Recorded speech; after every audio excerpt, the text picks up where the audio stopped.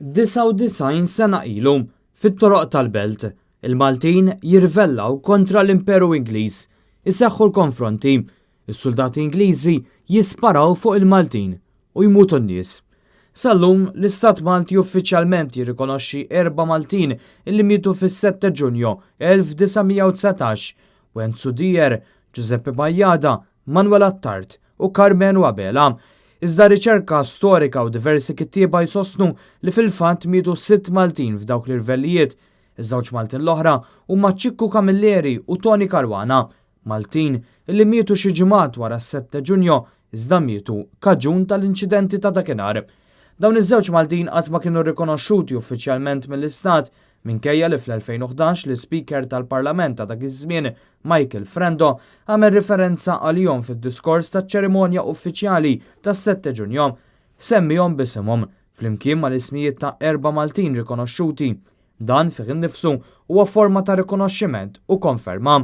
Quddiem din is-sitwazzjoni l-ġurnalist Dione Borg tratta dan il-każ u qed jappella lill-awtoritajiet biex jirrikonoxxu lil dawn iż-żewġ Maltin hekk kif isimhom sal-lum il-ġurnata għadu nieqes minn fuq il-monument li llum jinsab fi Pjazza San George.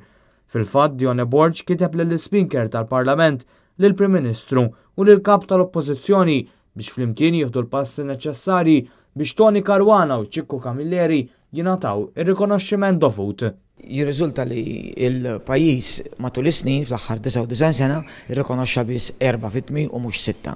Jiena nemmen li wasal il-mument illi il-pajjiż mod uffiċjali jirrikonoxxi ż-żewġ vittmi l-oħrajn illi diġà saret referenza lihom anke mill-istess speaker. Snin twal ilu fi-2011 il-pajjiż kien diġà l-speaker kien diġà semmihom lil Francesco Darmanin u lil Toni Caruana illi huma żewġ vittmi u naħseb illi wasal il-mument illi il-pajjiż mod uffiċjali itihom il-rikonoxximent li ħaqhom. Jiena fl-aħħar ġranet ktibt l-awtoritajiet, l-Speaker, Prim Ministru u l-Kap tal-Oppożizzjoni fejn qed nitlobhom illi b'mod immedjat jirrikonoxxu lil dawn iż-żewġ vittmi. Huma diversi l-istoriċi li jirrikonoxxu li fis-7 Ġunju mietu 6 u mhux 4.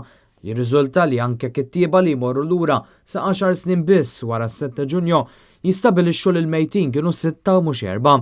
L-istoriċi jikkonfermaw li dawn iż-żewġ vittmi mietu fl-isptarijiet kaġun tal-feriti li soffrew fl-inċidenti ta' dakinhar. Kienu feruti diversi Maltin, 4 mietu f'dawk il-ġranet, però 2 mietu fl-isptar ġimgħat wara. Permezz ta' dan ir-rikonoxximent tkun qed issir ġustizzja mhux biss mal-istorja iżda wkoll maż-żewġ Maltin oħra vittmi tas-7 Ġunju li għal 99 sena tħallew mhux rikonoxxuti uffiċjalment mill-Istat Malti.